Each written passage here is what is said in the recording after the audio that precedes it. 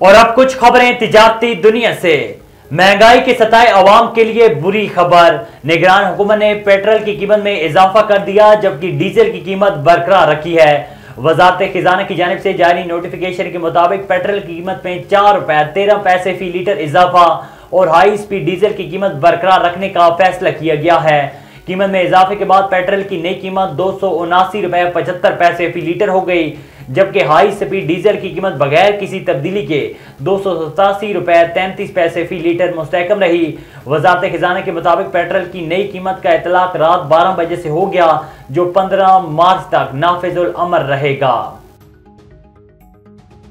FBR को फरवरी और जनवरी के दौरान 41 अरब रुपए के रेवेन्यू शॉर्टफॉल का सामना करना पड़ा। जराये के मुताबिक एफबीआर फरवरी के दौरान 714 अरब के टारगेट की जगह 681 अरब रुपए टैक्स महसूलात जमा कर सका। फरवरी के दौरान एफबीआर को 33 अरब, जनवरी के दौरान 8 अरब रुपए का रेवेन्यू शॉर्टफॉल हुआ। यूके पाकिस्तान बिजनेस कौंसिल की जानिब से Sialkot chamber of commerce and industry के बरतानिया के दौरे पर आए हुए वफ्द के एजाज में इशाइया दिया गया। इशाइये का एहतमाम लंदन में मौजूद पाकिस्तानी सफारतखाने में किया गया। इस मौके पर Pakistani high commissioner doctor Faisal ने कहा है कि हम पाकिस्तानी वफ्द को बरतानिया में खुश आमदीद कहते हैं। पाकिस्तानी सफारतखाना सनतकारों को हर तरह की सहूलत फराहम करेगा।